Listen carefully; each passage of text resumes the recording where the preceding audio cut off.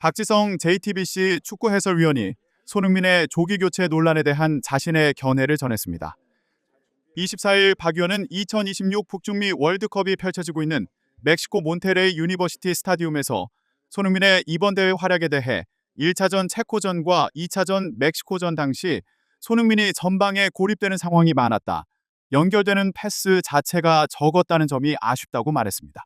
박 의원은 손흥민의 장점은 결국 마무리 능력이라며 그 마무리를 위해 어떻게 공간을 만들어주고 어떤 패스를 연결해줄 수 있을지에 대한 고민이 필요해 보인다고 덧붙였습니다. 또한 손흥민의 이른 교체에 대해서는 아쉬운 점이 있다고 생각한다. 결과적으로 그렇게 볼 수밖에 없는 부분이 있다고 말했습니다.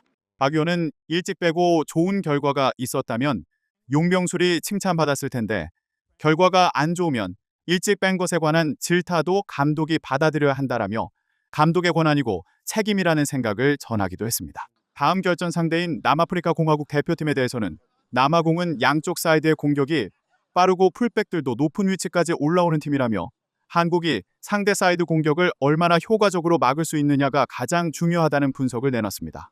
역습 상황에서 얼마만큼 빠르게 상대 측면 뒷공간을 장악하면서 경기를 운영해 나갈 것인지가 관건이라는 설명입니다. 또한 박 의원은 남아공은 빌드업 상황에 압박을 당하며 실수하는 장면을 지속적으로 보여주고 있는데 상대 실수를 유발한 뒤 이를 좋은 찬스로 연결할 수 있을지 여부가 결국 경기 결과를 바꿔놓을 것이라고 내다봤습니다. 가장 중요한 선수로는 김민재를 꼽았습니다. 박 의원은 무실점으로 해야 자력으로 진출할 상황을 만들 수 있다. 선제 실점하지 않아야 원활하게 경기를 할 것이라며 김민재가 1시차전에서 수비에 집중하는 모습을 보였다. 3차전에서도 수비진을 잘 리드할 것 같다. 좋은 경기력인데 무실점을 기록하지 못해 아쉬울 텐데 3차전에서는 보여주면 좋겠다라고 응원을 보냈습니다. 홍명보 축구대표팀 감독은 남아공전 선발 라인업에서 2명에서 3명 정도 변화를 줄 거라고 예고했습니다. 손흥민과 오연규를 동시에 출격시키고 공격 성향이 강한 옌스 카스트로프를 기용하는 방안이 유력합니다. 이대건 기자입니다. 홍명보 감독이 남아공전을 앞두고 이례적으로 출전 선수 변화를 언급했습니다. 우리 선수단한테 큰 선물이 있는 곳이라고 기억이 될 거라고 생각이 들고요. 내일 한 두세 포지션 정도는 변화가 있을 거라고 생각을 하고 있습니다. 가장 큰 관심은 역시 조별리그 1, 2차전 때 원톱으로 나섰던 손흥민 위치 변화 여부입니다. 상대 수비 라인을 뒤흔드는 역할을 잘 해냈지만 득점이 없었던 게 아쉬웠습니다. 체코전에 교체 투입돼 극적인 역전골을 자신의 월드컵 데뷔전 골로 장식한 오현규를 원톱으로 세우고 손흥민에게 전성기 때의 포지션인 왼쪽 공격수 역할을 맡기는 방안이 거론됩니다. 경기 초반 선취점을 따낸다면 남아공에 대한 기선제압이 가능합니다. 앞서 두 경기에서 벤치를 지킨 독일 분데스리가 주전 옌스가 왼쪽 윙백으로 나설 수도 있습니다. 옌스가 전진해 중앙으로 파고들면 수비 라인도 자연스레 위로 올라가는 공격적인 축구가 가능합니다. 제가 맡은 역할이 이제 스위퍼고 앞에 이제 선수들이 이제 조금 더 나가서 이제 공격적인 수비를 할 수 있게 도와주고 있는 것 같고요.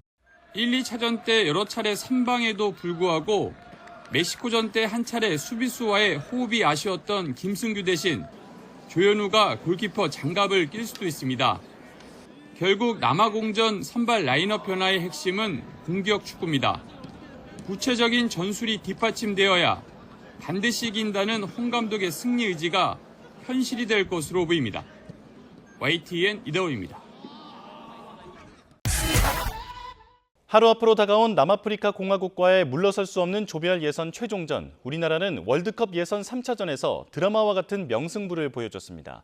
그러나 아프리카 팀엔 상대적으로 고전을 면치 못했는데요. 이번엔 어떨까요? 화면으로 함께 보시죠.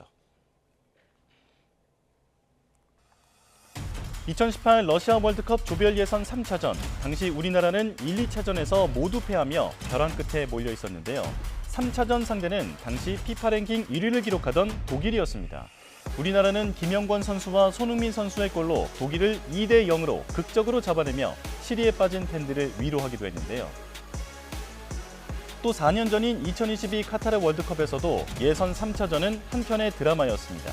유럽의 강호 포르투갈을 상대로 극적인 역전승을 이뤄냈죠. 우리나라는 이날의 승리로 그 어느 때보다 치열했던 경우의 수를 뚫고 16강에 진출할 수 있었습니다.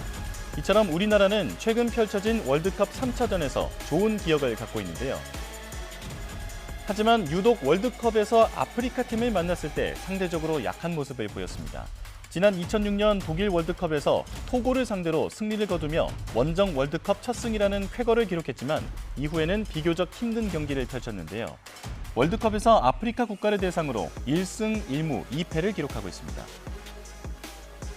특히 아프리카 국가를 만났을 때 우리나라는 모두 선제골을 허용했고 클린시트를 기록한 경기는 단 한 경기도 없었습니다. 아프리카 특유의 빠른 축구 스타일과 유연한 선수들의 움직임에 어려움을 겪은 것으로 보입니다.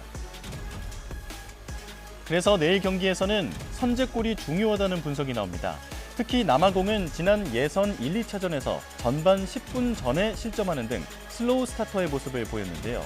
남아공의 사기가 오르기 전에 일찌감치 승기를 잡아야만 보다 쉬운 경기를 펼칠 수 있을 거라는 전망이 우세합니다. 우리나라가 그동안 보여준 예선 3차전의 드라마, 내일 경기에서도 빠른 선제골로 아프리카 국가를 상대로 절대 약하지 않다는 걸 보여주길 바라며 끝까지 응원하겠습니다. 네, 이미 예상한 대로 A조 1위를 확정한 멕시코는 남은 체코와의 경기에 이진급 선수들을 대거 투입할 전망입니다. 우리에게는 반갑지 않은 소식인데 이 상대 경기에 상관없이 우리가 남아공을 이기면 됩니다. 허재원 기자입니다.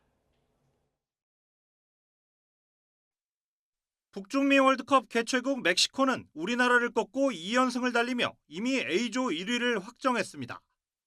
남은 체코와의 경기는 사실상 무의미한 경기가 됐는데 멕시코가 체코를 잡아줘야 우리에게 유리하기 때문에 반갑지만은 않은 상황입니다. 예상대로 멕시코는 체코전에 이진급 선수들을 대거 투입하겠다고 밝혔습니다. 경고를 받은 선수들은 결장하고 주전 투톱 히메네스와 퀴뇨네스도 휴식을 취할 전망입니다. 만약 체코가 멕시코를 이기고 우리가 남아공의 덜미를 잡히면 A조 최하위로 추락할 수도 있습니다.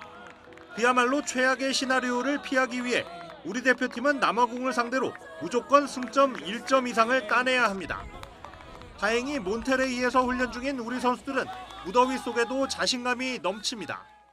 네, 그럴 때일수록 좀 긍정적으로 저희가 준비를 잘 해서 서로 한 팀이 되어서 잘 준비를 해야 조별리그 마지막 경기 이길 수 있을 것 같습니다. 이겨내야죠. 근데 정신력으로 이겨내야죠. 이게 딱 좋은 날씨입니다. 8년 전 우리가 독일을 잡아준 덕에 16강 무대를 밟은 멕시코. 하지만 우리는 상대의 덕을 바라지 않고 자력으로 32강행을 이루겠다는 각오입니다. YTN 허정원입니다.